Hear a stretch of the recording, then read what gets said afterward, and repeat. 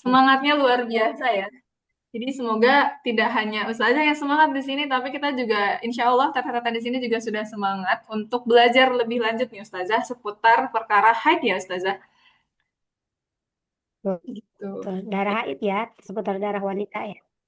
Iya, betul, seputar darah wanita. Karena kan kita di sini sebagai wanita, kadang termasuk saya sendiri ya, meskipun misalnya nih sudah haid setiap bulan selama hidup saya gitu ya, beberapa puluh tahun, beberapa belas tahun, tapi kadang masih suka merasa bimbang, ini udah selesai belum ya? Atau mungkin ini saya harus gimana ya? Ini termasuk darah haid atau apa? Mungkin nanti kita akan belajar lebih lanjut ya Ustazah sore hari ini, insya Allah. Iya, ya. Tapi suaranya oke ya, Teli.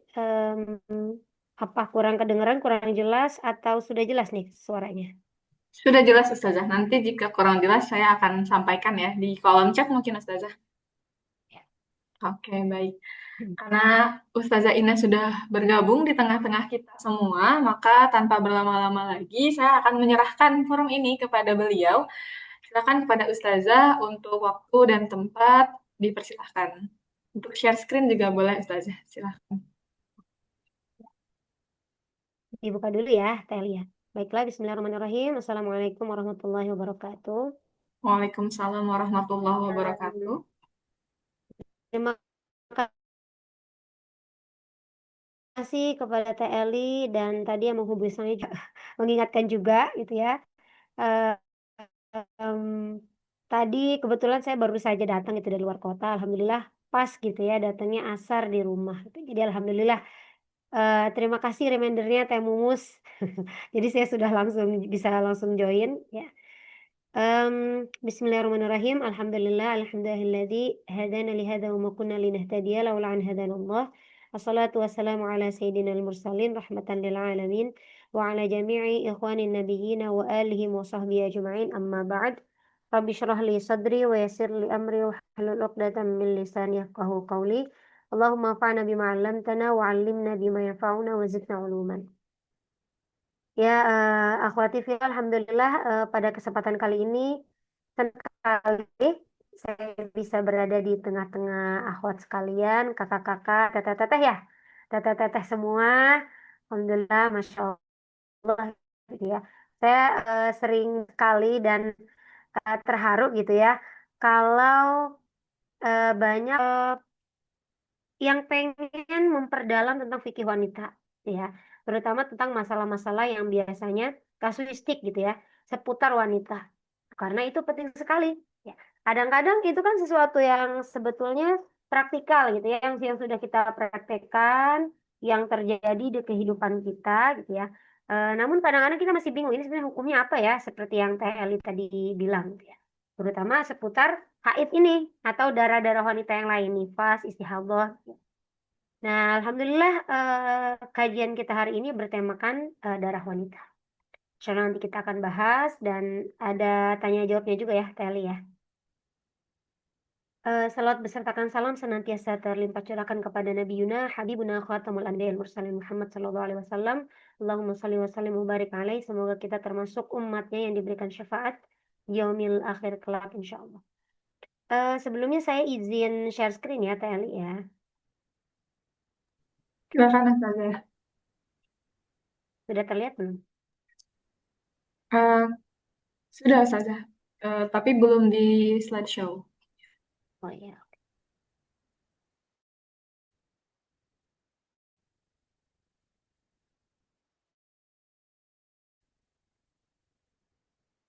udah nampak atau belum?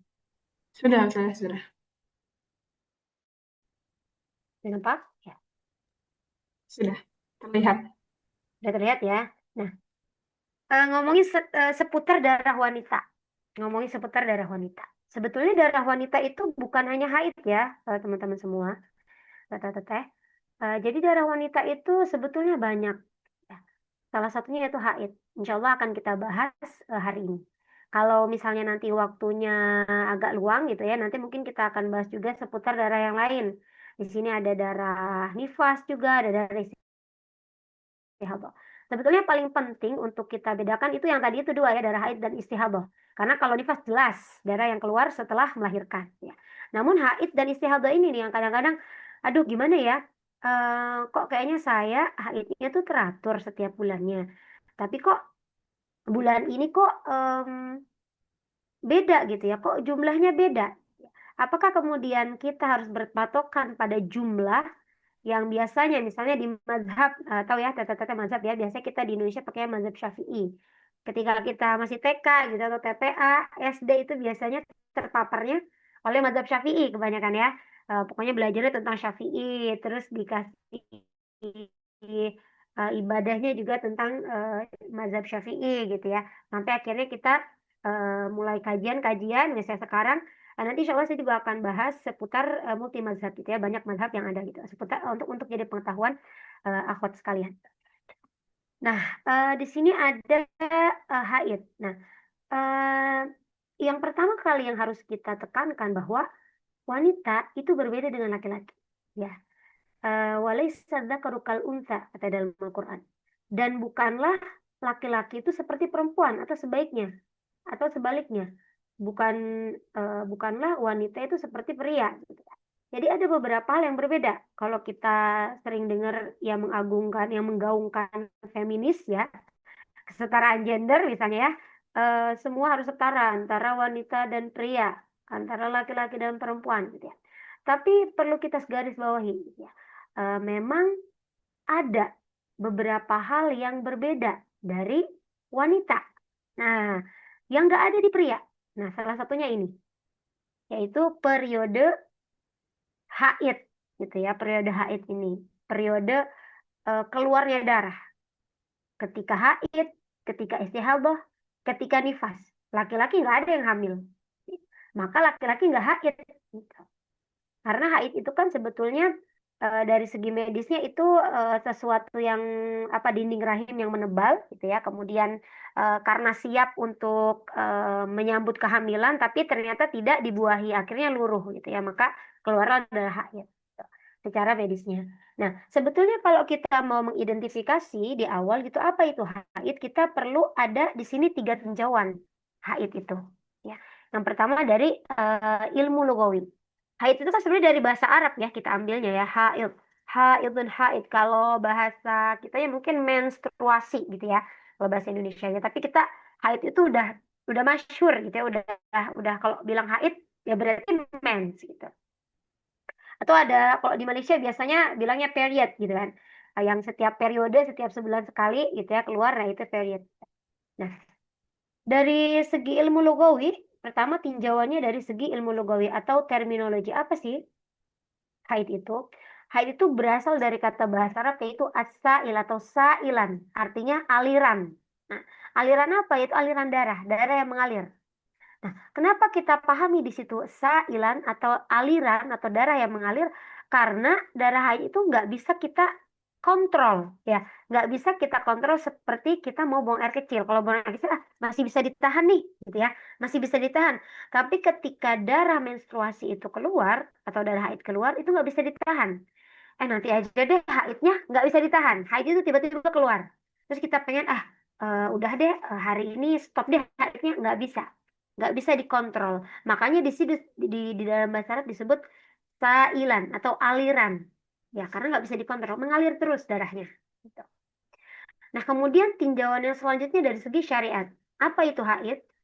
Jadi dari segi syariat itu, haid itu adalah darah yang keluar dari rahim perempuan yang telah balik selama hari-hari tertentu, bukan karena melahirkan atau karena faktor penyakit. Ya, bukan karena melahirkan, bukan karena nifas, bukan karena faktor penyakit atau istihadah. Ya, nah jadi itu dalam syariat itu kan ada tiga darah, haid, nifas, istihadah. Jadi haid itu ya bukan karena darah setelah melahirkan, bukan juga karena darah segar, disebut istihadah, gitu, darah penyakit. Ya, tidak. Jadi itu adalah darah haid dari segi syariatnya, tinjauan syariat. Nah, warnanya kemerah-merahan. Nanti kita lebih jelasnya, lebih detailnya kita bahas tentang warna darah haid itu apa saja. Warnanya merah kehitaman Jika disentuh terasa hangat dan aromanya tidak sedap. Nah, itu karakteristik darah haid dari segi syariatnya, dari tinjauan syariat. Nah, maka sebetulnya yang paling awal bagi wanita kalau pengen menentukan ragu-ragu gitu ya. Ini sebetulnya darah haid atau darah istihadah. Ini saya kok beda gitu ya. Kok periode bulan ini kok nggak teratur nih. Atau lebih gitu masanya, tanggalnya daripada bulan-bulan sebelumnya. Nah, apa yang harus kita lakukan? Yang pertama adalah mempelajari karakteristiknya. Jadi bukan, oh kalau lewat dari 15 hari berarti istihadah, kalau belum berarti haid. Enggak, ya. Itu adalah karakteristik itu adalah pilihan kedua. Kalau kita bingung sama karakteristiknya. Tapi yang paling pertama yaitu kita bisa membedakan ketika darah itu muncul gitu ya, kita bisa membedakan oh ini darah segar atau darah haid gitu. Jadi yang pertama kali harus diketahui oleh wanita membedakan antara darah haid dengan darah lainnya adalah karakteristiknya. Jadi bukan periodenya, bukan lama atau pendeknya waktu haid, ya. Itu yang harus di garis bawah. Nah, yang tinjauan ketiga itu dari segi medis. Jadi kalau dari medis kan kita tadi diketahui ya bahwa dari segi medis darah haid itu apa sih, menstruasi itu apa sih tadi? Sebetulnya darah yang memang setiap bulannya eh, siklus gitu ya, siklus dinding rahim ini menebal, ya menebal dinding rahimnya karena mempersiapkan untuk kehamilan. Tapi ketika kehamilan itu tidak jadi, tidak ada, gitu ya, atau tidak ada pembuahan, maka dindingnya itu akan luruh, gitu ya. Ketebalan dinding itu akan luruh, kemudian muncullah darah haid itu, gitu ya. Atau bisa jadi sekresi rutin darah yang disertai lendir dan sel-sel usang yang keluar dari mukosa, gitu ya. Gitu ya, seperti itu. Jadi dari segi medisnya. Nah, kalau kita lihat, nah, di sini ada surah Al-Baqarah ayat 222. Allah berfirman, "Wa yas'alunaka 'anil mahid." Nah, mereka bertanya kepada Rasulullah, kepadamu wahai Nabi Muhammad tentang haid. Nah, ini ada kisahnya. Jadi ada sababun nuzulnya, teman-teman ya. Jadi ada kisahnya nih. Ayat ini ketika turun. Mereka bertanya, mereka itu siapa? Para sahabat. Jadi bukan wanita yang bertanya, ternyata para sahabat yang bertanya, laki-laki. Para sahabat itu bertanya, apa itu sebetulnya haid, wahai Rasulullah? Kata para sahabat. Nah, kenapa sahabat ini bertanya tentang haid? Karena ternyata sebelum Islam hadir, sebelum Rasulullah hadir membawa risalah, ternyata ada tradisi orang-orang Yahudi memperlakukan wanita yang haid. Nah, kalau Yahudi itu seperti apa sih memperlakukannya? Ternyata orang-orang Yahudi di tradisi mereka memperlakukan orang yang haid itu sebagai orang yang najis, ya. Jadi setiap kali ada istrinya yang haid, mereka memperlakukannya seperti kotoran, seperti orang yang najis gitu. Jadi nggak mau makan bareng, nggak mau serumah gitu, nggak mau minum bareng gitu.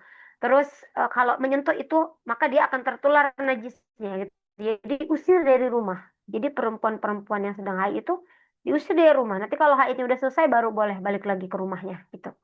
Nah, jadi Yahudi memperlakukan wanita yang haid itu ibarat orang yang najis gitu. Nah, namun kalau kita lihat lagi bagaimana orang-orang Nasrani memperlakukan wanita haid, itu sebaliknya. Mereka nggak peduli apakah wanita itu haid, apakah wanita itu suci gitu ya, nggak peduli. Nggak ada bedanya. Jadi tetap misalnya tetap berhubungan badan gitu ya, meskipun kalau suami istri gitu ya tetap berhubungan intim gitu ya, nggak ada bedanya mau dia haid mau enggak gitu. Nah, padahal kalau dalam Islam itu tengah-tengah, wasatiyah gitu ya, tengah-tengah. Jadi tidak seperti orang Yahudi yang menganggap bahwa wanita haid itu nggak boleh didekati, nggak boleh disentuh, nggak. Tapi tidak juga tidak dipedulikan, tapi tetap dipedulikan. Haid itu apa sebetulnya? Karena maka, para sahabat itu bertanya kepada Rasulullah, wahai Rasulullah, kami bertanya gitu tentang apa itu haid. Nah, kemudian Rasulullah menjawab, kul huwa adza fa'tazilun nisa'a fil mahid. Haid itu adalah suatu kotoran. Oleh sebab itu, hendaklah kamu menjauhkan diri dari wanita di waktu haid. Nah, maksudnya Islam menjauhkan diri itu bukan menjauhkan diri seperti dijauhkannya perempuan pada tradisi Yahudi, tidak. Tetapi di sini ada. Nah, di mana adanya? Ada dijelaskan di hadis-hadis, di riwayat-riwayat setelahnya gitu. Jadi tidak dijelaskan di dalam Al-Quran, tetapi dijelaskan di dalam hadis. Misalnya, ada satu riwayat gitu ya, yang diriwayatkan oleh Ibunda Aisyah radhiyallahu anha, bahwa ada beberapa sahabat yang bertanya, wahai Ibunda Aisyah, bagaimana kita memperlakukan perempuan gitu ya? Sesungguhnya kata kata Ibunda Aisyah, Rasulullah ketika haid makan bersama saya, minum bersama saya. Namun satu, yaitu menghindari hubungan badan suami istri itu. Jadi sebetulnya kalau dalam Islam ya, berhubungan dengan wanita yang haid itu ya seperti biasa aja gitu ya. Berhubungan baik, maksudnya makan bersama, ya bersentuhan nggak apa-apa, tapi satu yang tidak dibolehkan yaitu berhubungan badan. Nah, bahkan di riwayat yang lain bahwa em, Rasulullah pernah bercumbu gitu ya kepada Aisyah, kita Ibunda Aisyah. Ini meskipun ada yang belum menikah nggak apa-apa ya kan, untuk sebagai ilmu pengetahuan ya. Nah, misalnya nggak boleh kan berhubungan itu nggak boleh. Tetapi Rasulullah tetap bisa menyentuh istri istri beliau. Nah, salah satu Ibunda Aisyah. Jadi boleh menyentuh seluruh badannya kecuali dari pusar sampai lutut. Nah itu. Jadi nggak boleh gitu. Jadi ada batasan. Jadi memperlakukan wanita yang haid itu ya seperti biasa, tapi satu yang tidak boleh itu berhubungan. Karena kenapa nggak boleh? Itu karena ada satu organ yang darinya keluar darah itu, dan itu nggak boleh disentuh. Jadi seperti itu ya. Nah, jadi dibandingkan dengan tradisi-tradisi orang Yahudi atau Nasrani, Islam itu ada di tengah-tengah. Masya Allah ya, memperlakukan wanita. Nah, kemudian tadi, jadi kalau misalnya teteh-teteh, teman-teman bingung gitu ya, ini gimana ya? Em, Haidnya nggak teratur, tiba-tiba haidnya siklusnya berbeda. Apakah kita harus ngambil em, mazhab Syafi'i yang berpendapat bahwa setelah 15 hari itu dikatakan istihadah, maka harus sholat dan seperti biasa ibadah. Nah, enggak, ternyata itu adalah opsi kedua. Ya. Jadi yang paling pertama adalah kita harus tahu karakteristik darahnya. Nah, yang pertama adalah warnanya dulu. Ya. Yang pertama tadi warnanya. Warna darah haid itu apa?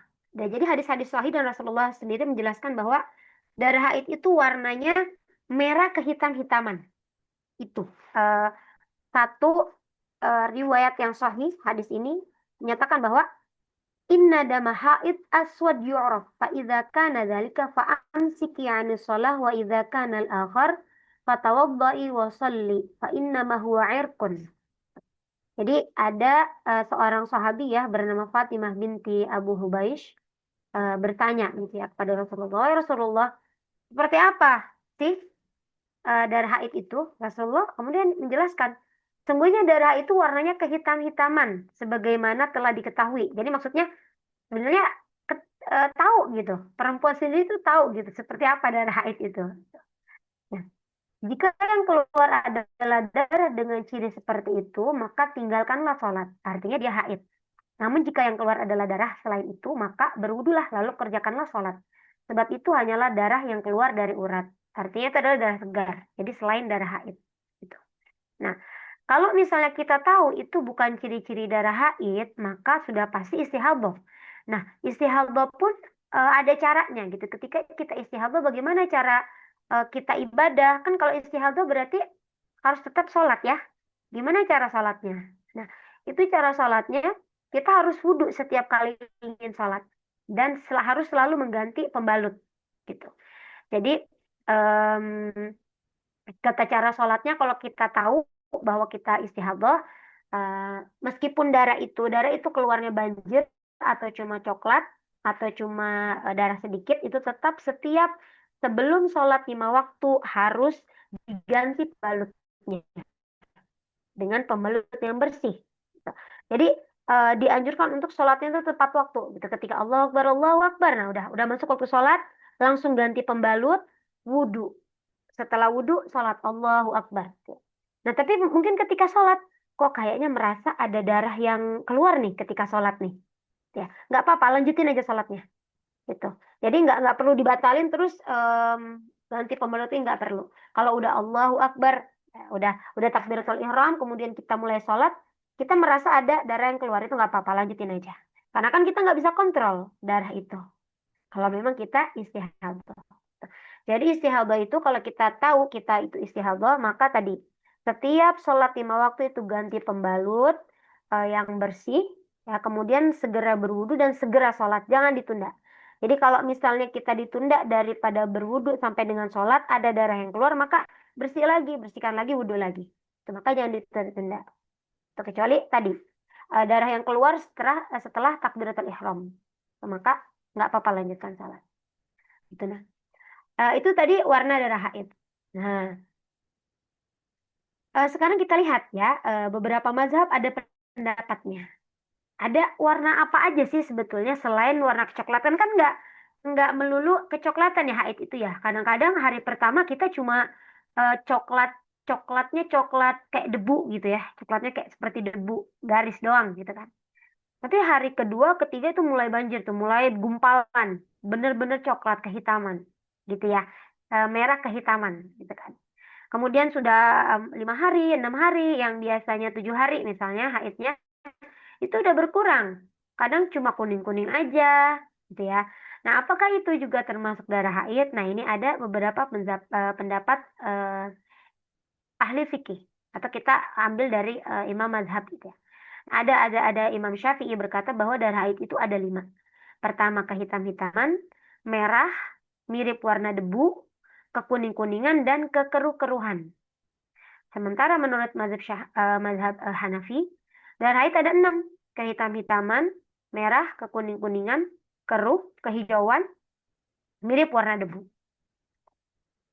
Nah, jadi ini yang harus kita notice, teman-teman sekalian.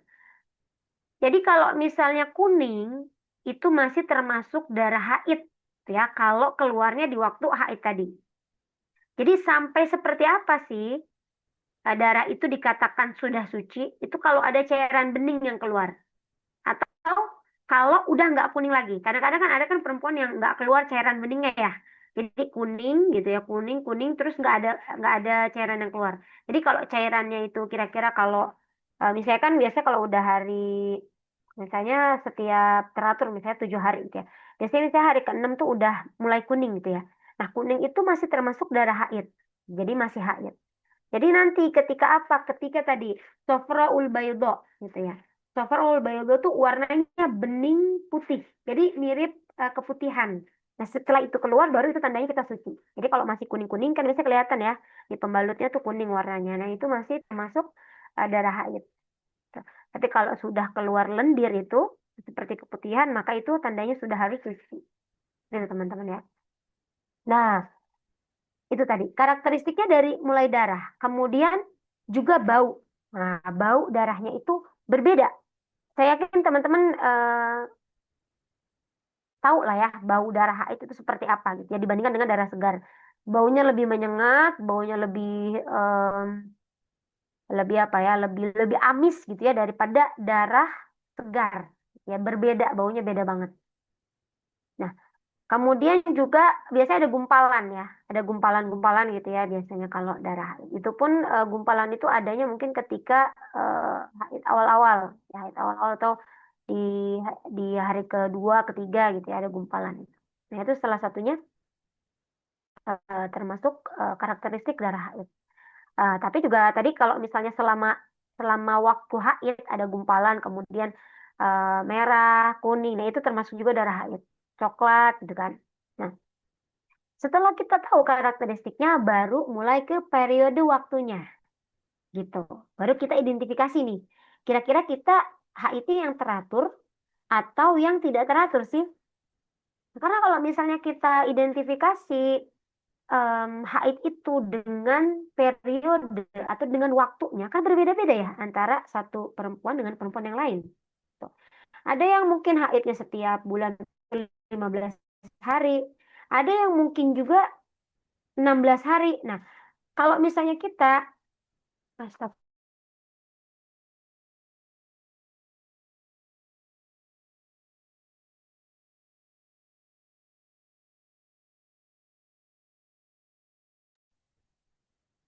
Mohon maaf, teman-teman seperti yang sempat terjadi kendala.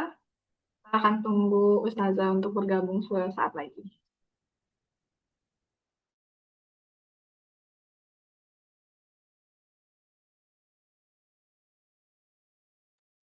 Mungkin bagi teman-teman yang baru bergabung, saya ucapkan selamat datang dan boleh mengisi eh, kehadirannya. Nanti akan dikirimkan oleh tim di kolom chat. Kak Ustazah Ina.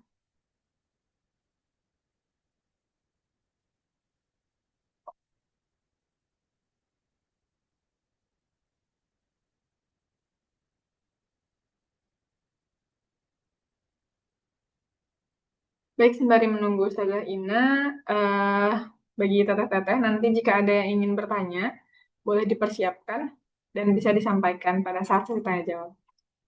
Oke, Ustazah, apakah sudah bergabung Waalaikumsalam. kembali? Waalaikumsalam. Ya, mohon maaf ya teman-teman semua ini tiba-tiba lowbat dan tiba-tiba mati gitu ya. Mati. Iya, tidak apa-apa, Ustazah. Silahkan boleh Ini tanpa dilanjutkan. peringatan. Oke. Enggak, Ustazah. Boleh dilanjutkan.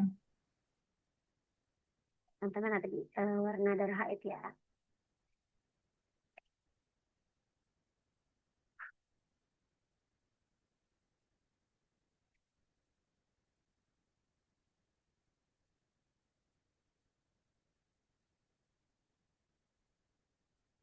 Kita sampai warna darah haid. Oke, kita lanjut lagi ya. Teman-teman, Teh Eli, kedengeran ya suara ya? Aman ya? Dengaran, Ustazah. Aman. Nah, tadi. Jadi waktu haid. Jadi yang kedua adalah setelah kita tahu karakteristik darah haid, ya warna-warnanya kita tahu seperti apa. Nah maka kalau kita masih ragu nih, kayaknya saya ragu-ragu sama karakteristik, kok saya nggak mencium bau itu gitu ya. Kok saya ragu apakah ini haid atau nggak? Nah baru nanti kita bisa pilih yang waktu haidnya, gitu, waktu haid. Jadi kalau di sini waktu haid itu sejak apa sih? Sejak usia balik hingga terjadinya menopause. Itu sudah pasti haid itu terjadinya mulai usia balik hingga menopause berhenti. Nah, lamanya sekarang. Jadi em, selain juga setiap wanita itu berbeda antara satu dengan lainnya lamanya haidnya, itu juga ada perbedaan pendapat di kalangan ulama, ya. Dan memang perbedaan pendapat di kalangan ulama ini kan beliau adalah laki-laki gitu ya, yang tidak mengalami haid gitu ya. Namun ya beliau fakih gitu ya. Beliau-beliau ini adalah orang yang mengerti ilmu fikih yang sebetulnya kalau kita lihat metodenya kenapa sih kok ulama ini bisa mencetuskan gitu. Oh, lamanya haid ini mungkin uh, dari hari ke-1 sampai hari ke-10 atau dari hari pertama sampai hari ke-15 misalnya. Nah, itu juga sebetulnya ada surveinya gitu kan. Dilihat dari beberapa perempuan yang mengalami ya. Jadi metodenya sama dengan misalnya penelitian kita pada era sekarang gitu ya, cuma memang agak berbeda karena ada sesuatu yang berbeda gitu ya dengan zaman dulu. Kalau kita survei bisa pakai Google Form misalnya kan, nggak langsung ketemu gitu ya. Nah kalau dulu kan harus ketemu satu-satu gitu ya dengan perempuannya gitu ya, wawancara gitu kan kalau kalau penelitian kita sekarang gitu. Nah, jadi lamanya haid ini menurut mazhab Syafi'i dan Hambali paling cepat sehari semalam. Itu kalau baru pertama kali haidnya. Kebanyakan 6 sampai 7 hari rata-rata perempuan dan paling lama 15 hari. Nah, makanya ada oh kalau 15 hari berarti kita hitungnya istihadah ya, gitu ya. Sering ya kalau orang Indonesia seperti itu ya. Nah, itu sebetulnya pendapat mazhab satu gitu ya, Syafi'i dan Hambali. Tapi ada lagi pendapat mazhab yang lain, yaitu mazhab Hanafi. Berpendapat bahwa minimal masa haid 3 hari 3 malam, pertengahannya itu 5 hari dan maksimal 10 hari gitu. Jadi lebih dari 10 hari atau hari ke-11 sudah dihitung istihadah. Kalau pendapatnya Imam Abu Hanifah atau mazhab Hanafi. Sementara menurut mazhab Maliki tidak ada batasan minimal lamanya haid gitu. Nggak ada karena setiap perempuan beda-beda. Jadi tergantung biasanya perempuan. Kalau biasanya perempuan itu haidnya 10 hari, maka ketika dia haid hari ke-11 itu terhitung istihadah. Jadi nggak ditentukan lamanya haid, tapi kebiasaannya gitu ya. kalau mazhab Maliki.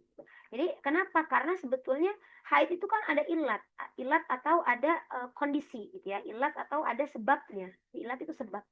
Sebabnya haid itu apa sih? Keluarnya darah. Kalau sudah nggak keluar darah, ya sudah suci.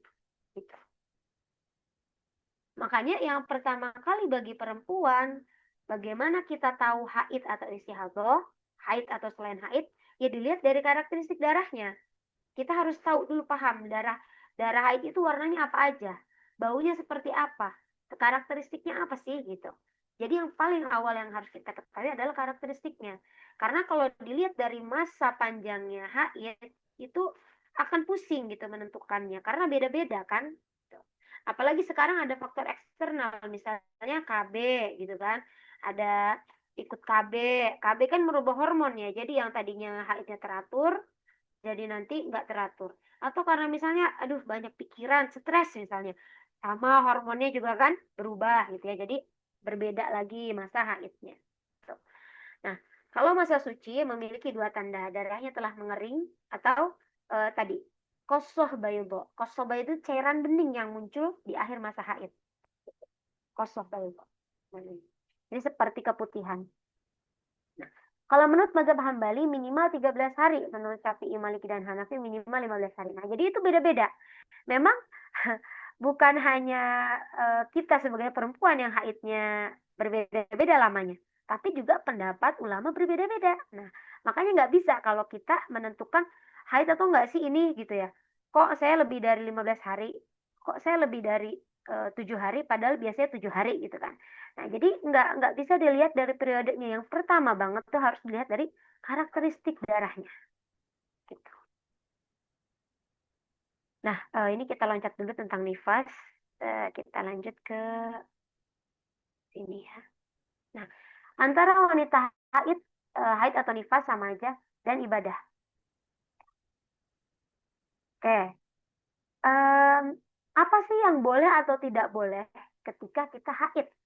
Nah, ini sering kali juga nih, sering kali banyak dibahas dan sering kali terulang gitu ya pertanyaannya, apa aja sih yang boleh, apa sih yang kita ini nih kayaknya futur banget nih, aduh nggak ibadah, nggak bisa baca Quran gitu ya, nggak bisa ke masjid gitu ya. Padahal sebetulnya setiap kajian itu hampir hampir setiap kajian itu kita mendengarkan tentang darah gitu ya, tentang apa yang boleh dan tidak ketika haid. Tapi nggak apa-apa, ini adalah murojaah, reminder ya. Jadi yang pertama, diharamkan bagi wanita haid atau nifas untuk berdiam diri di dalam masjid kecuali jika sangat diperlukan. Ini satu ya. Jadi bukan berarti tidak boleh. Nah, saya jelaskan dulu ya. Jadi bukan berarti tidak boleh. Ini dalil yang mengungkapkan bahwa tidak boleh memasuki masjid atau tidak boleh itikaf di masjid kalau orangnya sedang haid. Nah, ini satu dalil. Ya. Hadis yang diriwayatkan oleh Imam Ibnu Majah dari Imam Tabrani dari Ummu Salamah radhiyallahu anha bahwa ia berkata, suatu ketika Rasulullah keluar ke halaman masjid lalu berseru dengan suara yang cukup keras, Innal masjida la yahillu haid wala li junubin. Gitu. Jadi sesungguhnya masjid ini tidak halal bagi orang yang haid dan orang yang junub. Nah, ini satu hadis yang tidak membolehkan perempuan masuk ke masjid. Tapi kita mikir lagi, nah kenapa? Ya, kenapa dulu kok Rasulullah melarang perempuan itu masuk ke masjid? Sebenarnya ada dua sebab. Yang pertama, memang kan zaman dulu kan nggak seperti sekarang ya. Zaman dulu itu belum ada yang namanya pembalut, belum ada yang namanya apa sih namanya menstruasi cup itu ya. Kan sekarang ada cup untuk menstruasi ya. Kalau biar kita menjaga go green gitu kan lingkungan, biasanya kita pakai yang cup itu.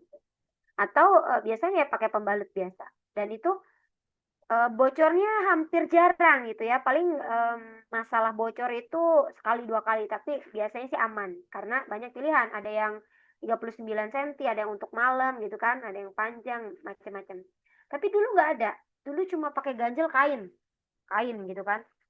Terbatas banget toolsnya gitu ya. Jadi alat untuk mencegah bocor itu terbatas banget, nggak seperti sekarang. Nah, maka kemudian masjid juga nggak seperti sekarang lantai gitu ya, granit yang kalau dipel pakai air itu ya udah hilang gitu kan, pakai air mutlak, air biasa dipel udah hilang najisnya.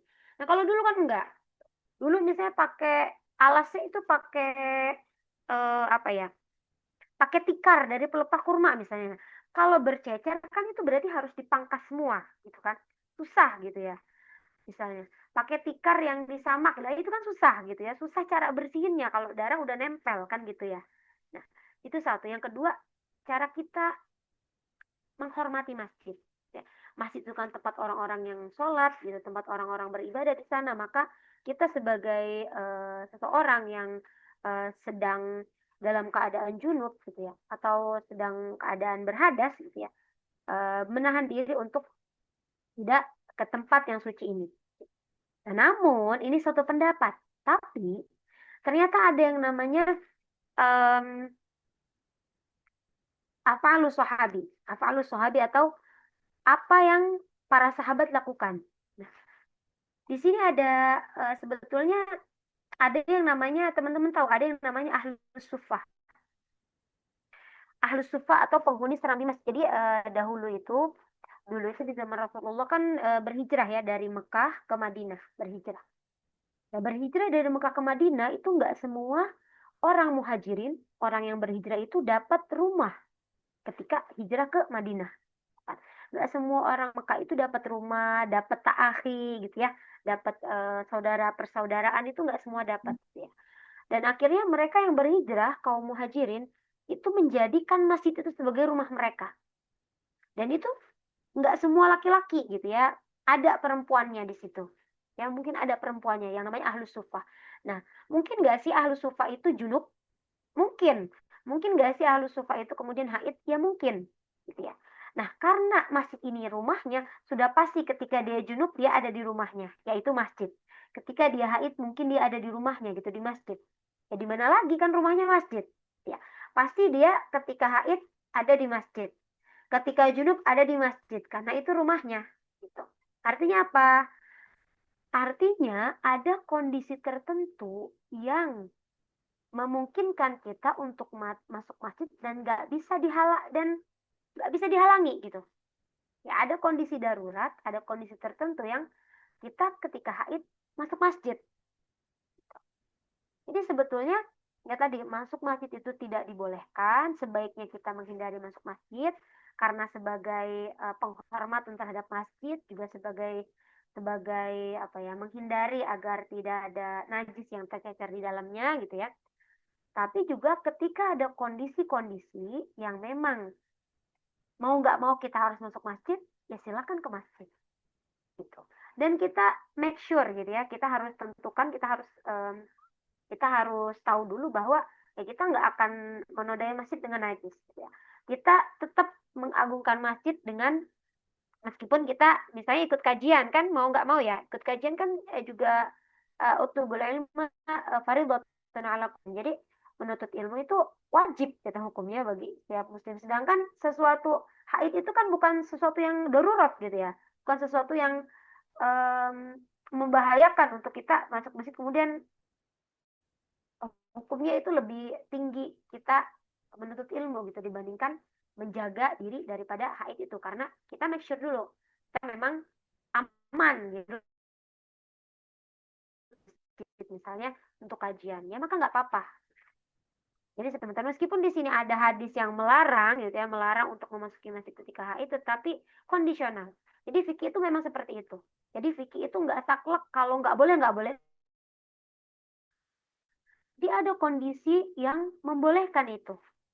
Nggak semuanya harus semuanya haram itu berarti tepuk rata haram enggak misalnya pun fatal banget kan. Misalnya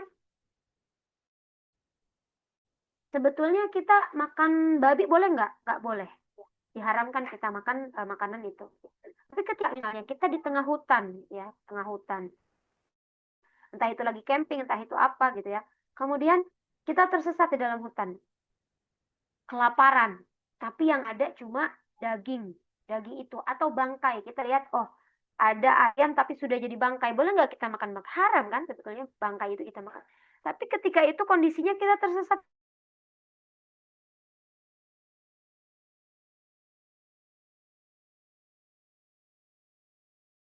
bangkai itu haram nggak boleh kita makan tapi kalau bangkai jadi eh, ad-daruratu bihurat. Jadi keadaan darurat itu membolehkan yang diharamkan. Gitu. Jadi kondisional. Kondisi darurat ya maka kita dibolehkan. Sama seperti misalnya menolong wanita hamil. Kan sebenarnya ada pilihan kan, ada dokter perempuan, ada dokter laki-laki yang menangani, yang jadi objin misalnya, yang jadi dokter apa namanya, objin ya, dokter yang menangani melahirkan gitu ya. Nah, sebenarnya kita dianjurkan untuk pakai dokter perempuan karena kan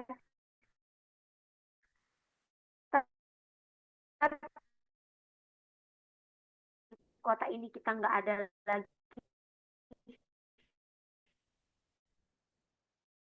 gitu. Kenapa? Karena kondisinya darurat.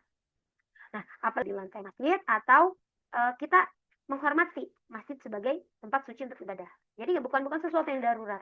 Gitu. Maka ketika misalnya ada kajian di masjid, kemudian kita sedang haid, dibolehkan asal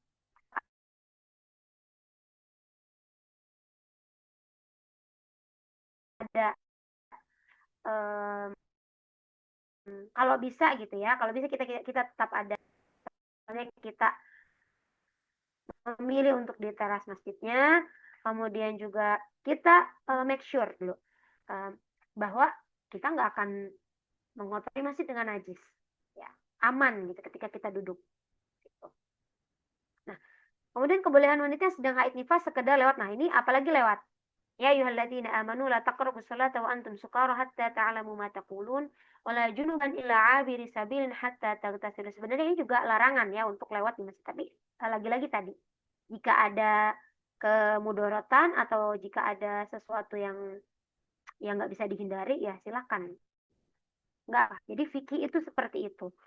Fikih itu nggak melulu harus haram, semuanya haram. Nggak, ada kondisi-kondisi yang bisa berubah. Gitu teman-teman ya.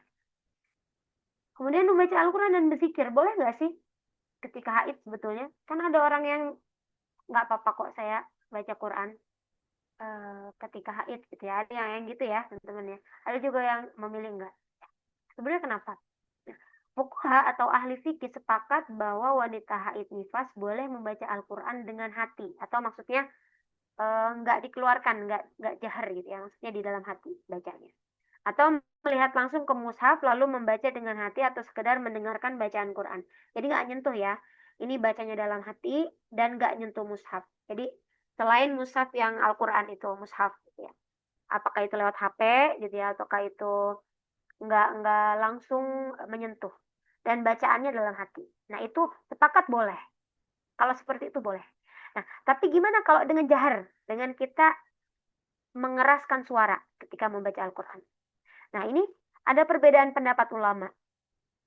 Pendapat tentang membaca Al-Quran secara jahar bagi wanita haid nifas, pendapat yang rojih boleh jika ada keperluan darurat. Nah, lagi-lagi tadi.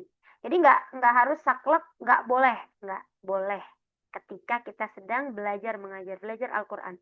Ketika kita murojaah.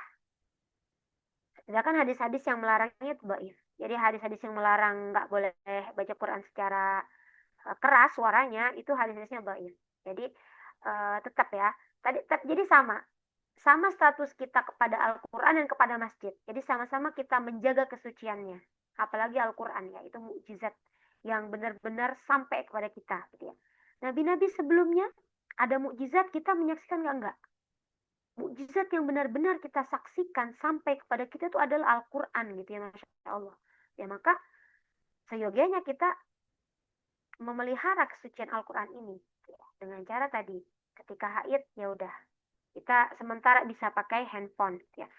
Ngaji masih boleh ngaji gitu ya, masih boleh ngaji. Tapi kalau kalau bisa jangan ngaji ngaji biasa gitu ya. Kalau bisa ya udah murojaah, kemudian belajar, mengajar itu boleh. Nah, ini menyentuh mushaf sama tadi sebetulnya tadi kemuliaan atau keagungan kita memelihara itu. Innahu laqur'anun karim fi kitabim maknun la yamassuhu illa al-mutahharun. Sesungguhnya Al-Quran ini adalah bacaan yang sangat mulia pada kitab yang terpelihara atau di Lauhul Mahfuz, tidak menyentuhnya kecuali hamba-hamba yang disucikan. Nah, ini juga sebetulnya ada beberapa tafsiran ulama. Kita ada yang menyebutkan bahwa La yamassuhu illal mutahharun, itu yang menyentuhnya hanya orang-orang yang suci. Maksudnya yang suci itu para malaikat gitu ya. Karena kan adanya Al-Qur'an di Lauhil Mahfuz di sana di langit ya. Lauhil Mahfuz. Tapi ada juga yang berpendapat mufasir bahwa ya nggak bisa menyentuh kecuali orang-orang yang suci. Maksudnya tidak junub dan tidak haid, tidak sedang junub. Gitu. Nah, tapi kembali ya kembali tadi. Kalau ada kondisi-kondisi kita sedang belajar, mengajar, murojaah biar hafalan gak hilang itu boleh. Tapi kayaknya kalau sekarang banyak pilihan ya, nggak mesti kita langsung pegang mushaf, dari handphone bisa, dari iPad bisa gitu kan, kalau kita punya tab, dari laptop, banyak banyak tools gitu ya, yang bisa kita pakai. Nah, apa amalan yang dianjurkan ketika kita haid biar nggak futur misalnya? Kayak banyak, ya banyak. Nah, ini saya kutip dari websitenya MUI, ya MUI Digital. Ya. Yang pertama memperbanyak zikir, biar nggak futur, biar nggak kayaknya aduh ya Allah, kok kayaknya rasanya beda gitu ya kalau nggak ngaji, nggak tilawah gitu kan, rasanya beda, nggak sholat sehari gitu kayak ada gersang banget gitu ya. Ya sebetulnya banyak yang bisa kita lakukan ketika banyak zikir, sholawat, karena kan zikir itu bisa menenangkan jiwa. Kalimat-kalimat apa? Ya banyak, semua zikir boleh. Kalimat thayyibah, tasbih, subhanallah, tahmid, alhamdulillah, takbir, Allahu akbar, itu terus-terusan aja. Nah, di sini ada riwayat Muslim dikatakan bahwa yusabbihu mi'ata tasbihah fayaktubu lahu al-hasanah au yuhittu anhu alfa khati'ah. Jadi bertasbih 100 kali, maka akan dituliskan untuknya 1000 kebaikan atau dihapus darinya 1000 kesalahan. Jadi meskipun kita nggak bisa sholat, nggak bisa ibadah-ibadah fardiyah, kita masih ada ibadah-ibadah yang sunnah, yang kebaikannya banyak, pahalanya banyak. Zikir, sholawat, murojaah. Nah, ini kan murojaah juga sebenarnya bisa kan? Nggak bisa baca Al-Quran, tapi kita bisa murojaah. Hafalan-hafalan yang sudah dihafal. Kemudian istiqomah istighfar. Nah ini Rasulullah SAW menjelaskan 3 keutamaan bagi orang yang istiqomah dalam membaca istighfar. Man lazimal istighfar ja'alallahu lahu min kulli dhaikin makhrajan wa min kulli hammin farjan wa rizquhu min haitsu la yahtasib. Masyaallah.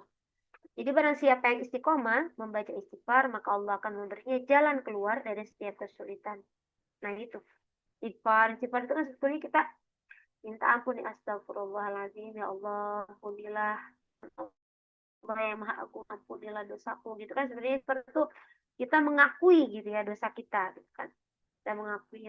Nah maka istighfar itu sebetulnya jalan kita untuk ketika kita ada kesusahan, maka itu Allah yang akan cari jalur membuka jalan gitu ya, jalan keluarnya daripada kesulitan, memberikan kebahagiaan itu karena kita berserah gitu ya. Astagfirullahaladzim itu ya Allah yang maha agung gitu ya, aku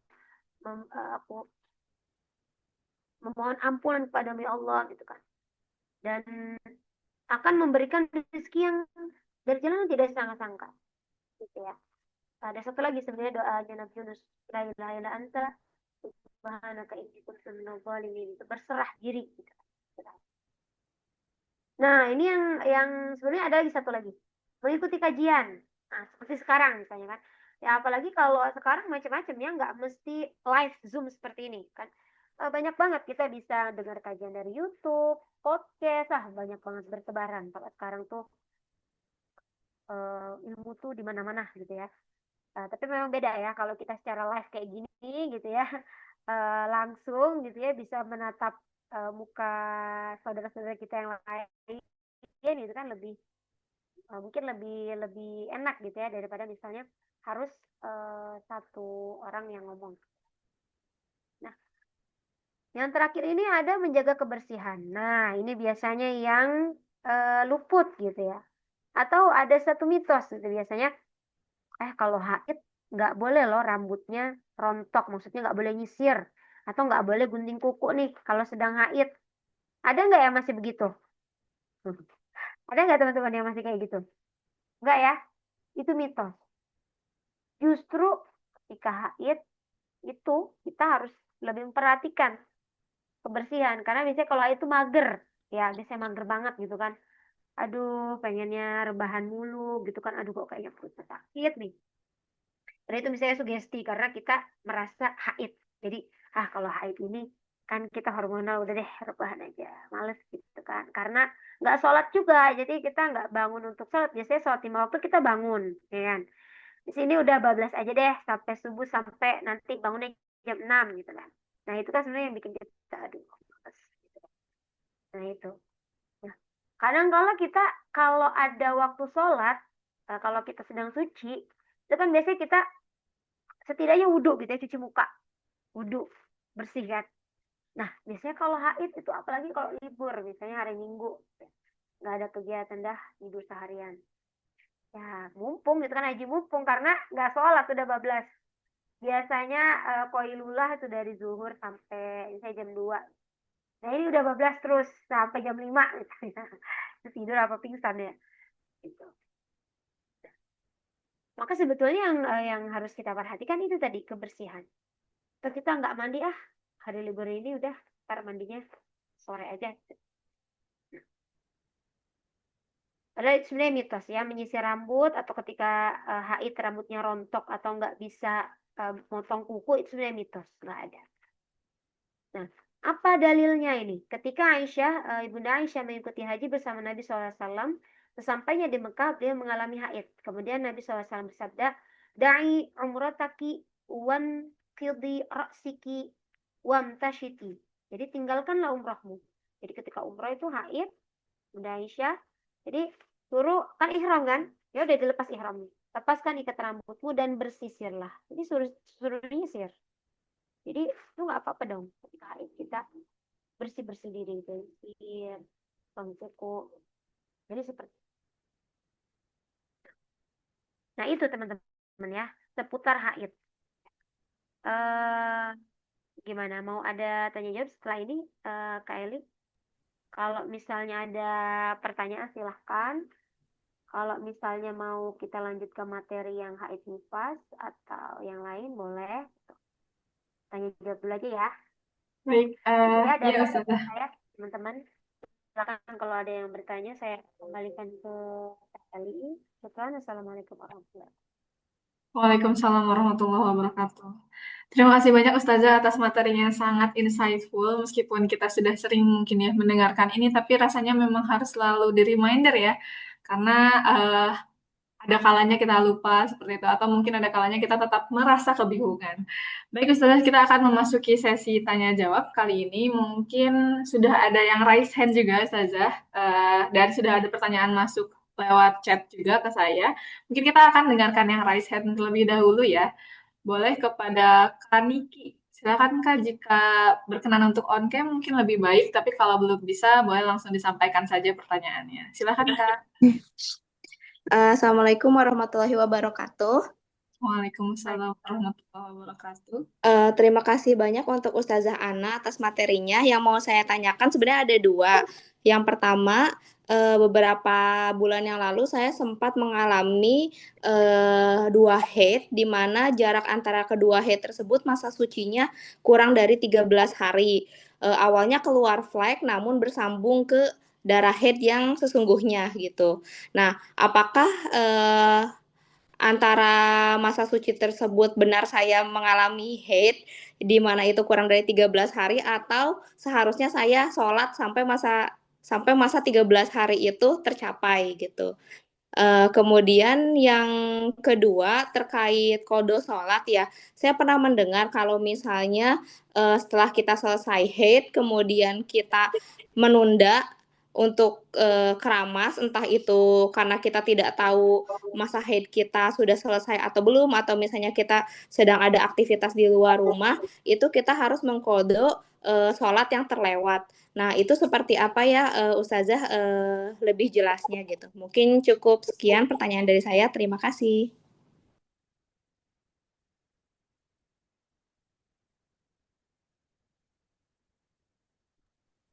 El di mute. Oke, mohon maaf. Baik, terima kasih Kak Niki atas pertanyaannya. Mungkin Ustazah boleh langsung dijawab saja ya. Jadi nanti barangkali dari Kak Niki ada tanggapan bisa secara langsung gitu ya Ustazah. tadi ya, sebetulnya tadi yang dijelaskan yang kita tadi kaji ya. Sebetulnya apakah 13 hari atau selebihnya atau mungkin 15 hari gitu ya menurut Imam Syafi'i tadi 15 hari haid gitu. Itu kan sebetulnya opsi yang lain ketika kita ragu gitu ya mengidentifikasi karakter darahnya itu. Jadi yang paling pertama kita harus tahu darahnya itu seperti apa sih gitu kan Niki. Jadi darahnya itu seperti apa? Apa kita yakin ini darah haid? Warnanya seperti apa? Baunya bagaimana gitu ya. Terus ya ciri-ciri darah haid yang tadi kita kaji ya. Nah, kalau misalnya kita yakin ini darah haid, apakah itu 13 hari? Apakah itu 14 hari? Kita yakin itu darah haid, kita tahu dan kita identifikasi itu darah haid, maka itu termasuknya haid gitu.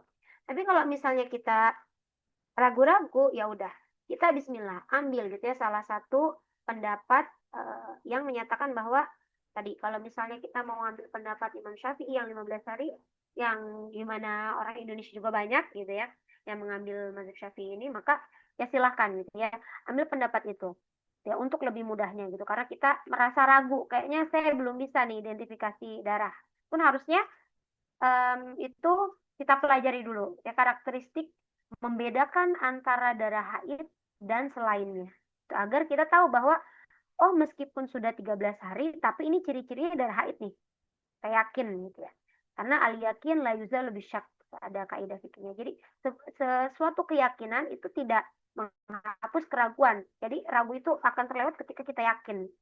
Sama seperti misalnya kita sholat, kita rokaat kita tiba-tiba kita ragu-ragu nih, ini udah pas sholat zuhur udah 3 rakaat atau 4 rakaat ya.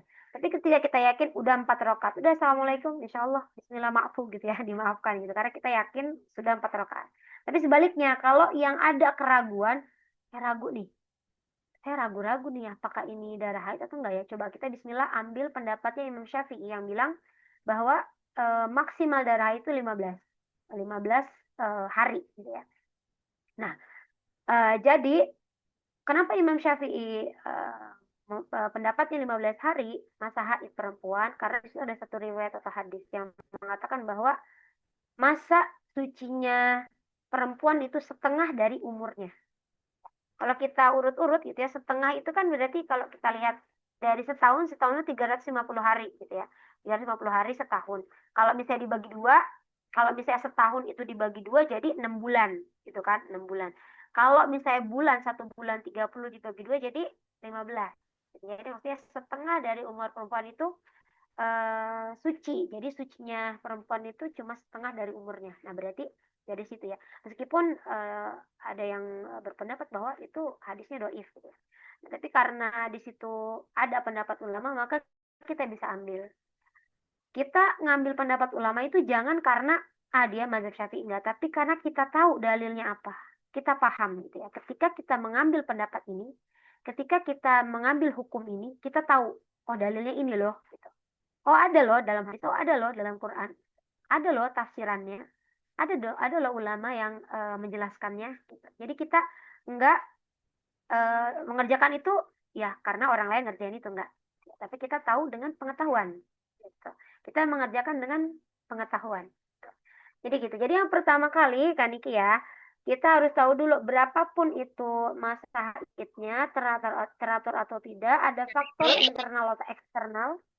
Faktor eksternal itu karena misalnya misalnya minum obat penahan haid itu kan ada kalau mau umroh atau haji misalnya. Nah, kemudian keterusan nggak teratur misalnya, atau karena KB misalnya. Nah, itu kan nanti nggak teratur ya haidnya. Nah, itu dilihat dari karakteristik dulu. Kalau ragu, baru nanti ambil pendapat salah satu ulama yang saya sebutkan tadi. Ya, boleh Imam Syafi'i tadi kalau kita lihat 15 hari. Ya, maka setelah 15 hari, kalau udah 15 hari, setelahnya berarti anggap itu istihadah. Sholat seperti biasa. Setiap sebelum sholat fardu 5 waktu itu, ganti pembalut, kemudian wudhu, langsung sholat. Kira-kira itu kan, gimana kan Iki? Apa bisa dipahami? Cukup Ustazah. Sudah paham insya Allah. Alhamdulillah. Alhamdulillah. Terima kasih atas jawabannya Ustazah. Kalau untuk terkait pertanyaan yang kedua mungkin tadi Ustazah, yang apabila telah suci, Oh ya betul. Satu lagi. Ya, itu kan sebetulnya ada juga riwayat yang menyatakan bahwa ada nggak sih kodo sholat?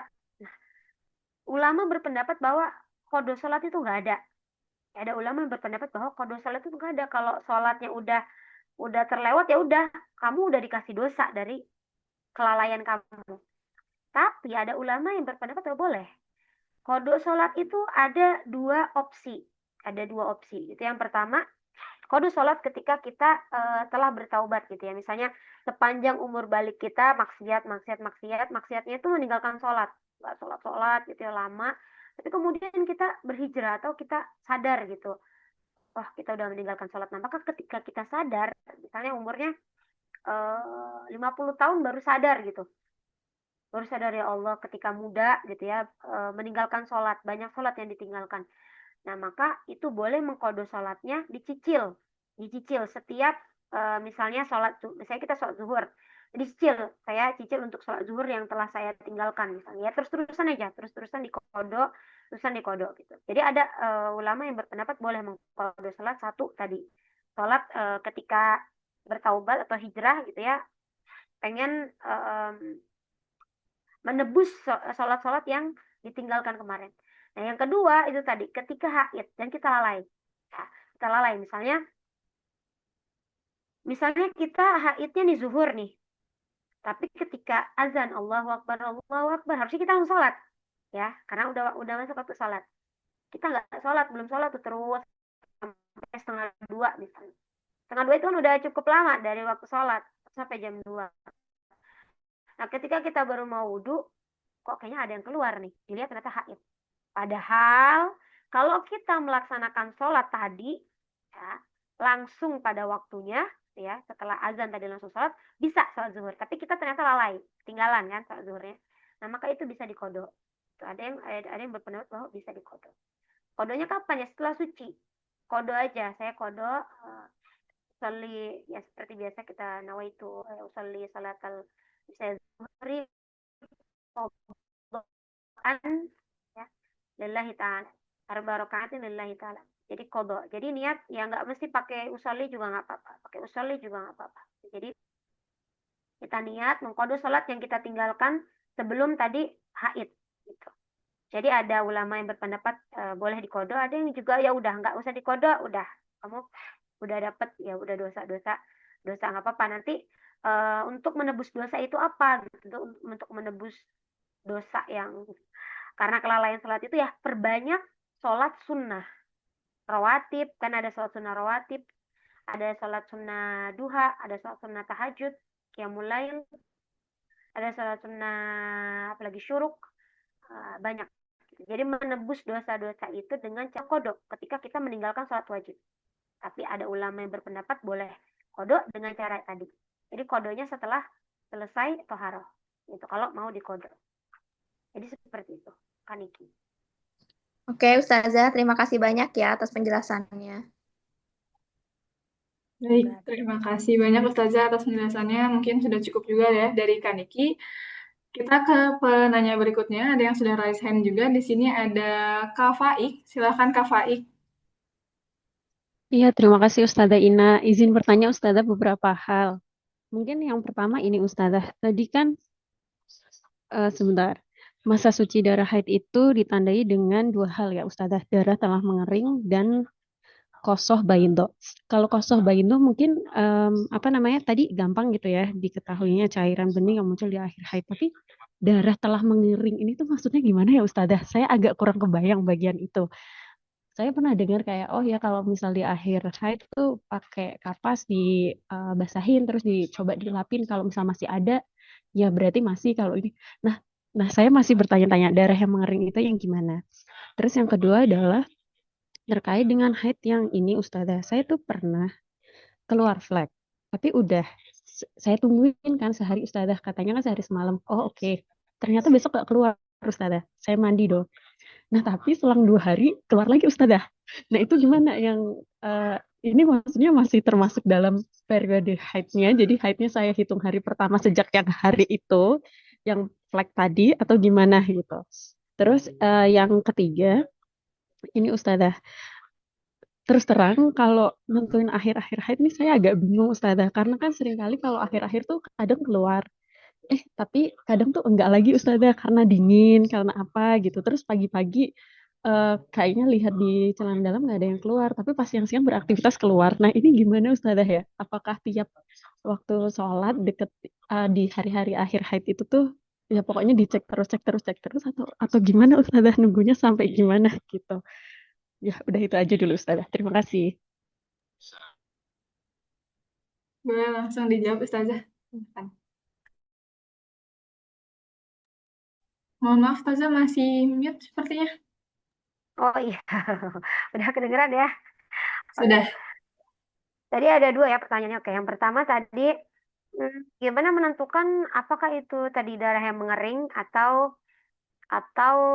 kosobaydo. Kalau kosobaydo udah tahu ya, kalau kita lihat ciri-ciri seperti ya mungkin kalau kita lihat kosobaydo itu cairan bening seperti keputihan itu udah jelas. Tapi kalau darah yang mengering, ya sebetulnya kalau misalnya sekarang gitu ya kita balik lagi ke zaman itu kan sebenarnya gampang untuk melihat mudahnya gitu ya, mudahnya untuk melihat itu sudah selesai haid atau tidak itu kan ganti aja gitu kan, kita tunggu kan ganti aja dalemannya gitu ya, celana dalamnya, atau kita masih pakai pakai pembalut yang warna putih. Jadi usahakan kalau akhir-akhir itu pakai warna putih gitu ya, pakai warna putih biar jelas gitu ya.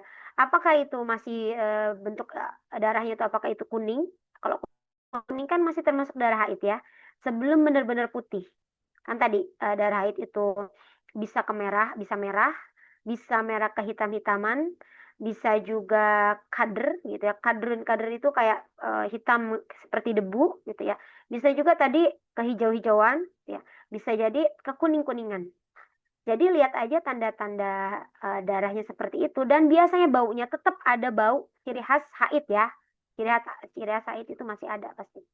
Nah, jadi usahakan kalau misalnya di akhir-akhir haid kita pakai yang bisa mengidentifikasi itu. Tadi pakai kapas juga bisa gitu ya. Dicolek pakai kapas bisa untuk menandakan ini masih kuning nggak sih?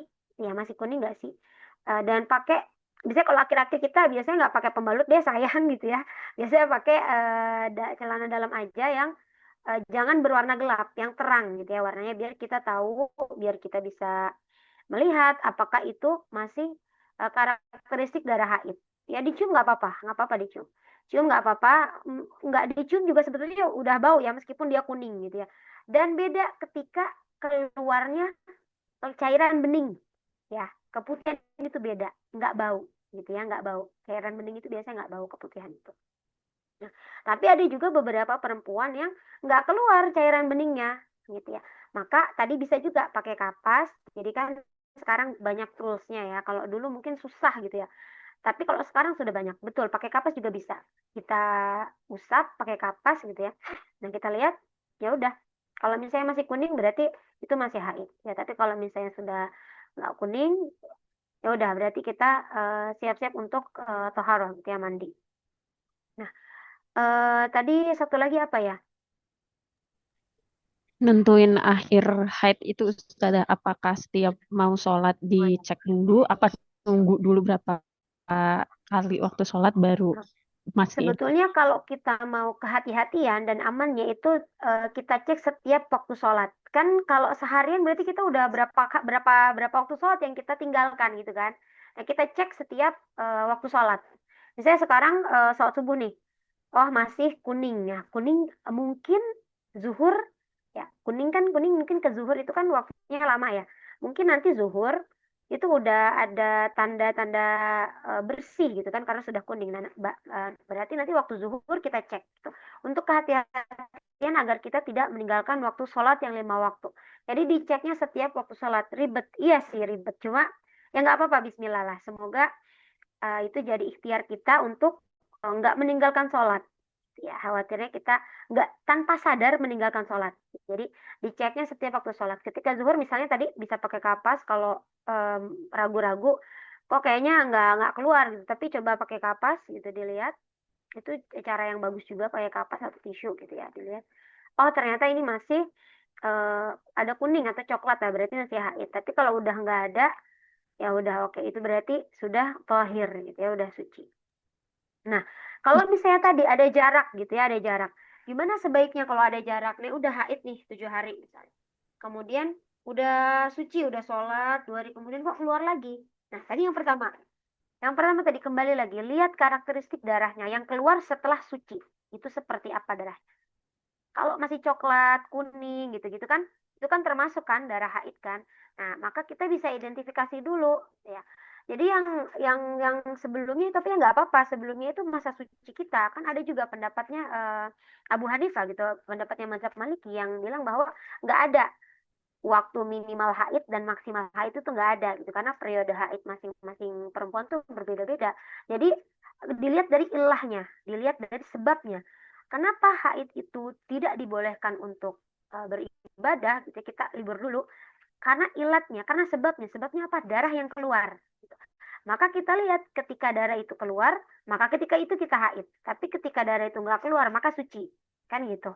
Kan lebih lebih enak, makanya kalau kita tahu karakteristik darahnya. Tapi tadi, kalau kita ragu, aduh kok ragu ya? Oke, kalau ragu, ambil cari pendapat yang waktu gitu ya. Kalau misalnya udah teratur gitu ya, udah teratur gitu ya, udah teratur. Kemudian udah teratur 7 hari, loh kok yang ke-8 hari masih keluar lagi. Nah, itu bisa dianggap masa haid, bisa dianggap masa istihadah gitu, karena nggak teratur gitu kan. Tadinya teratur, kemudian nggak teratur, tapi nggak ada faktor eksternal. Jadi tiba-tiba nggak teratur. Itu bisa dianggap itu istihadah.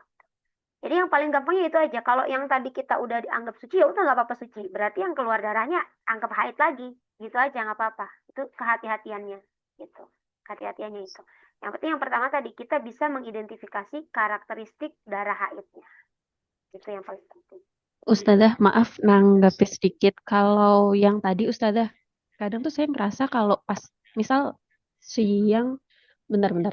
Jadi karena dingin tuh nggak keluar darahnya Ustazah. Habis itu keluar lagi. Kalau kayak itu berarti misal saya mandi, kok keluar lagi, berarti masih bisa saya anggap haid lagi gitu ya Ustazah. Asalkan karakteristiknya masih sama gitu ya. Iya betul. Jadi lihat darah yang keluar itu. Kan tadi ilat kan sebabnya. Jadi kalau ada darah keluar ya karena sebab itu kita haid gitu, dia dianggap kita haid gitu. Itu kalau nggak ada yang keluar apa gitu kan, kita jadi nggak haid gitu karena nggak ada sebab gitu kan, nggak ada sebab kita meninggalkan sholat gitu gitu. Jadi makanya tadi kalau misalnya ragu-ragu kan gitu kan, itu aja apa, memang agak tricky juga ya.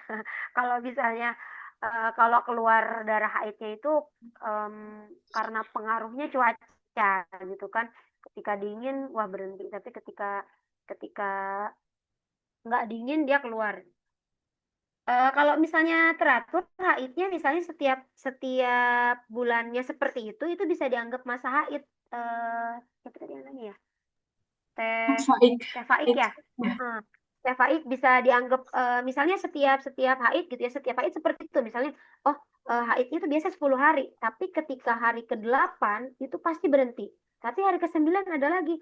Terus sampai hari ke-10 baru biasanya. Nah, udah teraturnya kayak gitu, itu bisa dianggap haid gitu. Kalau memang teratur setiap bulannya seperti itu. Jadi lihat kebiasaan.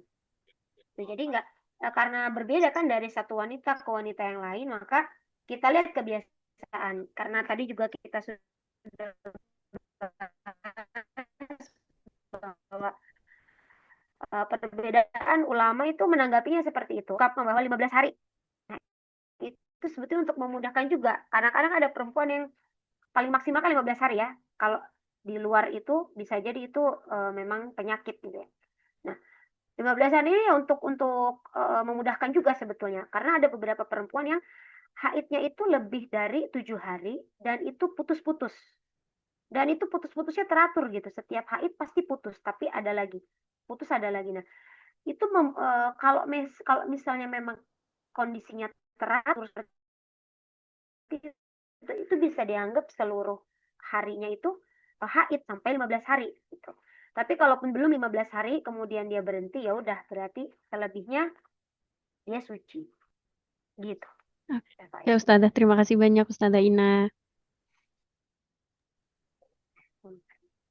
Baik, terima kasih Kak Faik atas pertanyaannya. Mungkin Ustazah sebelum kita lanjut ke penanya terakhir Kak Rizkia, Kak Rizkia semoga tidak pegal ya raise hand sampai kita menjawab pertanyaan Kak Mutiara dulu di kolom chat nih Ustazah. Mungkin agak mirip dengan pertanyaan yang tadi disampaikan oleh Kak Faik ya, tapi bedanya untuk pertanyaan yang Kak Mutiara ini ada intervensi gitu, intervensi KB IUD. Jadi beliau bertanya, setelah menggunakan IUD, haid saya yang biasanya rutin 7 hari jadi lebih lama, sekitar 14 sampai 15 hari, tapi di tengah-tengahnya sempat berhenti.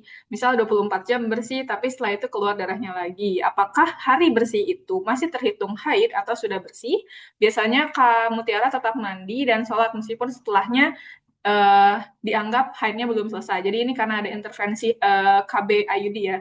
Nah, kemudian yang kedua, misal sebelum 14 hari yang keluar adalah lendir bening, tapi ada semburat merah, apakah itu termasuk istihadoh karena tidak sepenuhnya merah? Seperti itu mungkin Ustazah. Ya sebetulnya hampir sama ya.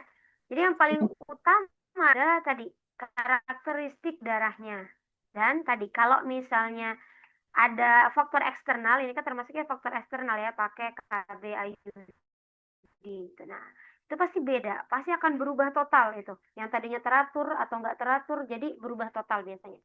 Nah, itu yang pertama banget, coba konsultasi dulu ke dokternya. Nah, gitu kan. Konsultasi ke dokternya, apakah pakai IUD ini memang merubah haid? Tapi biasanya sih iya. Biasanya sih iya. Nah, berarti kalau kita sudah ada jawaban medisnya iya, kan sebenarnya gampang ya kita. Zaman sekarang tuh ada medis itu bisa membantu menentukan hukum haid ini gitu ya. Jadi kalau kata dokternya iya bisa merubah hormon termasuk haid. Nah, oke. Berarti ketika ada darah yang keluar ya dari lubang yang memang biasa keluar haid, nah maka kita bisa curiga bahwa ini darah haid tuh. Karena ada faktor eksternal gitu ya, terus kemudian misalnya di bulan ini gitu ya kita nggak yakin gitu ya, udah berarti kalau baru banget pakai IUD-nya kita observasi dulu dengan cara ya hari ini misalnya bulan ini baru pakai misalnya kemarin, oke bulan ini kita observasi dulu darahnya, emang memang seperti itu ya. Jadi memang kalau wanita saya anjurkan sih punya udah menikah gitu ya punya kalender masa subur dan haid sendiri itu biar kita nggak kelewat gitu ya, oh ini haid atau enggak, ini bersih atau enggak gitu. Memang perempuan harus harus seperti itu ya. Jadi punya kalender khusus menentukan tanggal haidnya kapan. Biasanya ada tuh masa haidnya sekian hari, kemudian masa suburnya sekian hari gitu ya. Nah, kalau misalnya itu menentukan subur atau enggaknya, kita bisa ikutin juga menentukan masa haid dan bersihnya. Jadi kita bisa observasi tuh. Bulan ini nih pakai IUD, oke. Kok darahnya teraturnya cuma 3 hari ya, terus putus nih 2 hari. Kok ada lagi ya, keluar lagi ya, ada merahnya gitu kan. Kan sebetulnya rata-rata perempuan kan di imam 4 mazhab itu sebetulnya dari 5 sampai 6 hari, 5 sampai 7 hari ya. Biasanya ya rata-rata perempuan tuh 5 sampai 7 hari rata-ratanya. Berarti kalau misalnya lebih daripada itu gitu ya.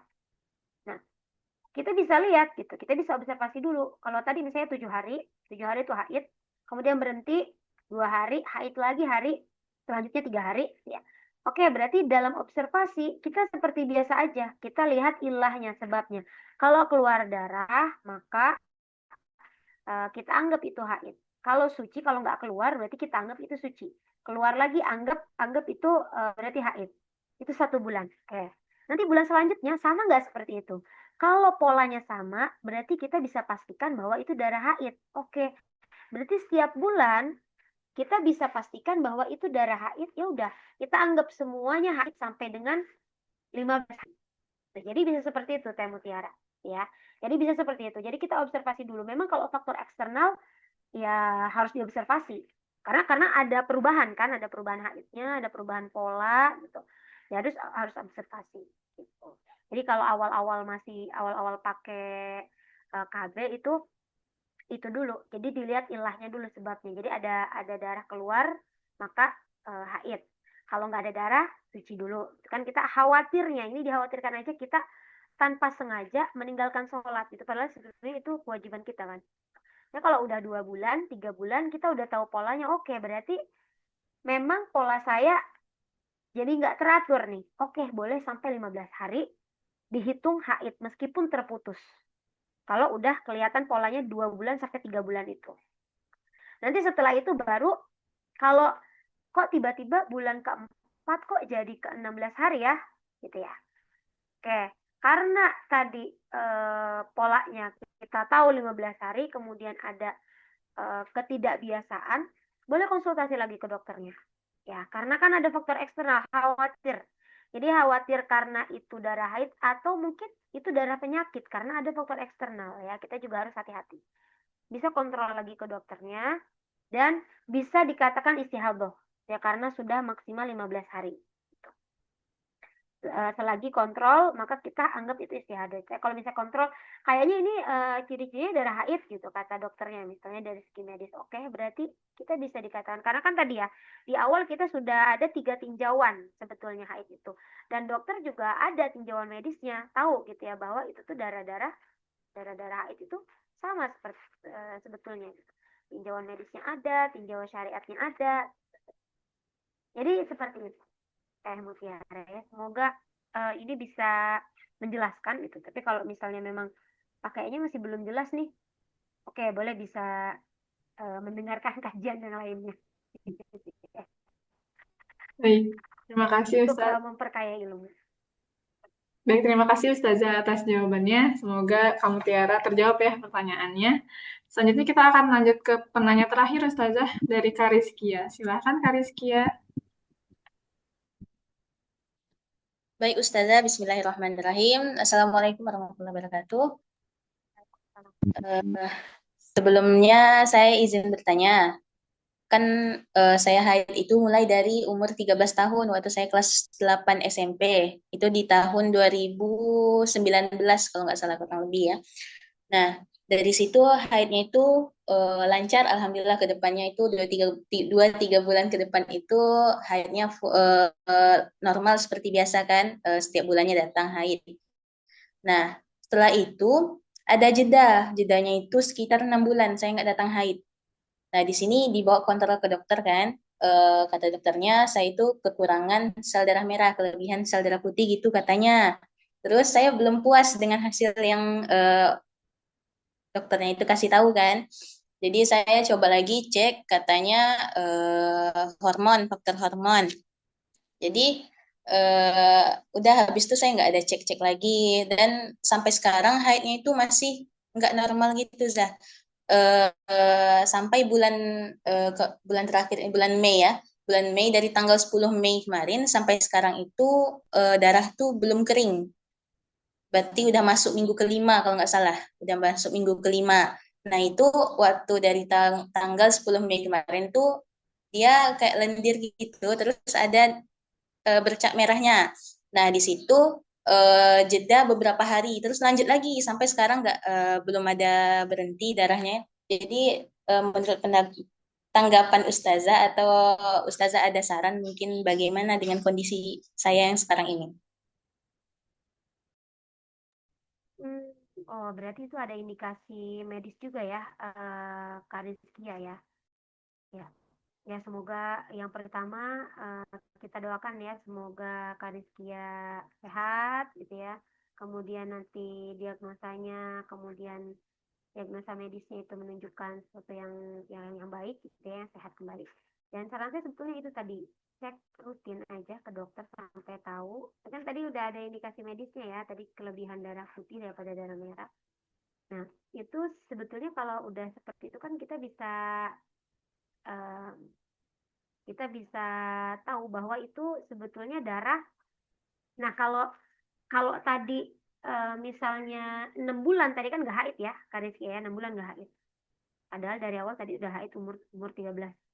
Kemudian nggak haid 6 bulan. Sebetulnya itu wajar ya. Orang yang pertama kali haid biasanya ada putus haidnya berapa bulan. Saya dulu ke haid juga 3 bulan kalau saya nggak haid lagi. Oke. Tapi sekali haid banyak gitu ya. Nggak tahu mungkin apa implikasi dari kemarin nggak haid kemudian, tapi tetap ada batasannya, tidak ada batasan. Nah, kalau misalnya Kak Rizkia tadi berapa, 3 minggu berarti ya haidnya ya? 3 minggu itu sekitar berapa hari? 5 minggu? 5 minggu ya? 5 minggu tuh kayaknya dari Iya, segi medis juga dari nggak. Hmm? tanggal 10 Mei kemarin kan itu haidnya datang. Terus jeda beberapa hari, terus datang lagi sampai sekarang masih belum kering darahnya. Sampai ini tanggal tanggal 15 Juni. Iya, kalau saran saya sih sebelum tahu itu darah haid atau bukan, ya sebaiknya diperiksa lagi ke dokter gitu ya. Biar tahu apakah itu darahnya darah haid atau darah istihadah atau misalnya darah penyakit ya. Karena kan itu khawatir juga ya Kak Rizky ya. Khawatir ada indikasi medis tadi karena sebenarnya nggak biasa ya, itu nggak biasa kalau haidnya sampai tadi sampai 5 minggu.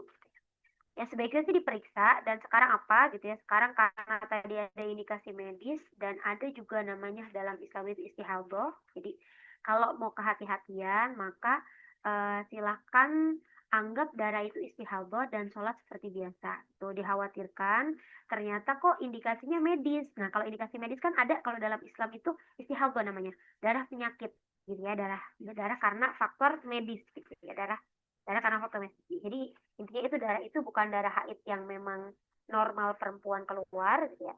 Nah jadi nanti Kak Rizkia bisa menganggap itu darah istihadah dan tetap sholat gitu Kak Rizkia ya. Jadi sholatnya seperti apa? Sholatnya meskipun nanti tadi banjir nggak? Sampai sekarang masih banjir nggak? Sekarang udah agak berkurang, Zah. Ada agak berkurang ya.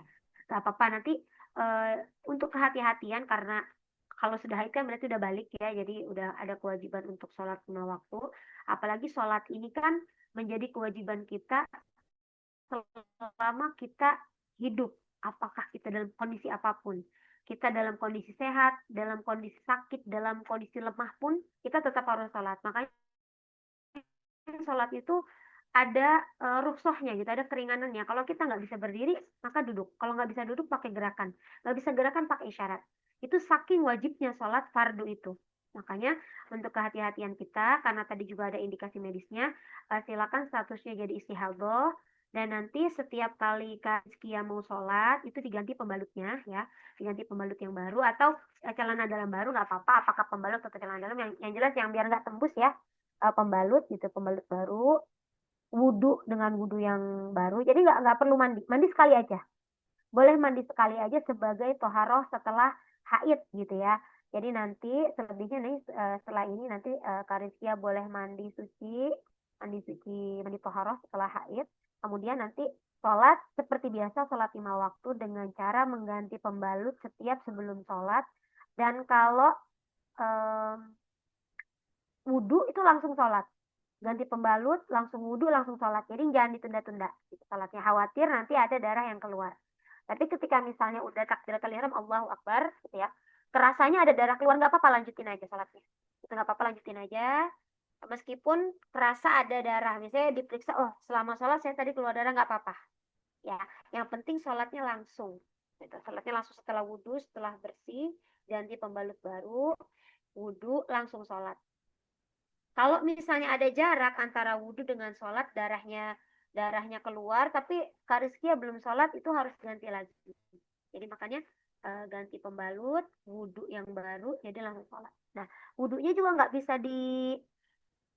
di apa ya, dibarengin sama sholat yang lain. Misalnya kan kalau kita ayo sholat udah punya wudhu, nah kalau istihad tuh nggak, jadi pakai wudhu yang baru terus setiap sholat.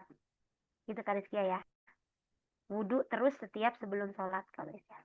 Itu Kak Rizkia, semoga nanti insya Allah sehat-sehat. Kalau saya anjurkan untuk ke dokter aja Kak Rizkia ya.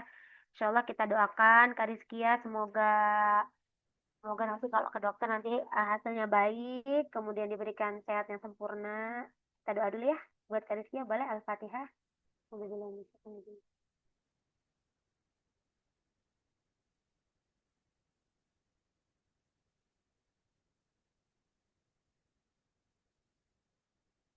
Amin ya rabbal alamin. Ya, gitu ya Kak Rizkia ya. Baik Ustazah, terima kasih banyak atas doanya dan juga tanggapannya. Eh, Semoga kedepannya haidnya lebih baik lagi. Terima kasih banyak. Ada Ustazah juga.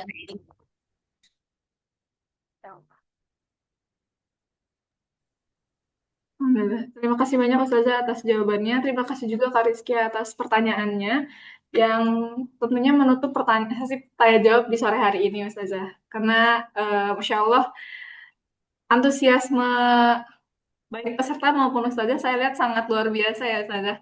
Ternyata memang banyak persoalan-persoalan seputar haid yang kita alami, baik kita sadari maupun tidak. Kemudian sangat erat kaitannya juga ya dengan darah wanita yang lain. Dalam hal ini ada nifas, ada juga istihadah. Maka penting bagi kita semua untuk terus belajar gitu Ustazah, karena ini yang kita alami gitu. Baik saat ini kita alami maupun kedepannya kita alami juga.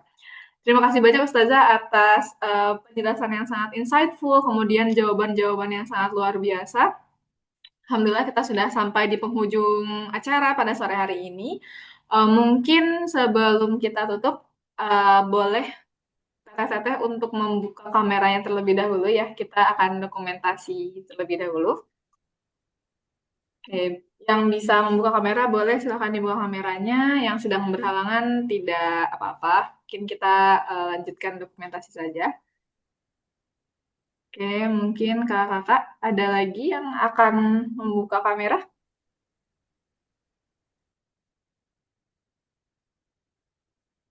Baik, kita tunggu sampai jam 17.40 ya.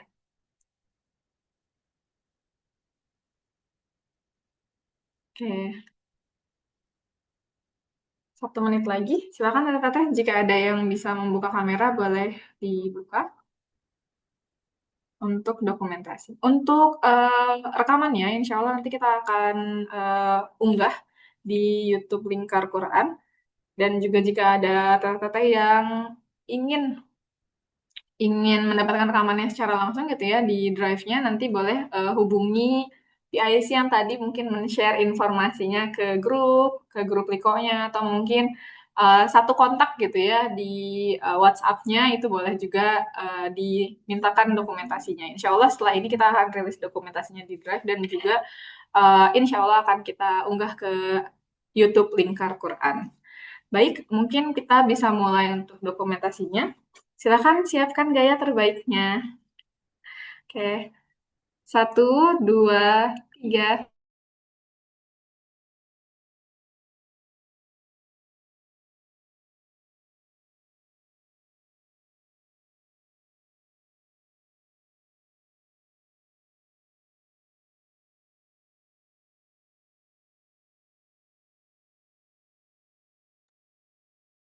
Baik, oke sebentar. Kita kirimkan dulu dokumentasinya.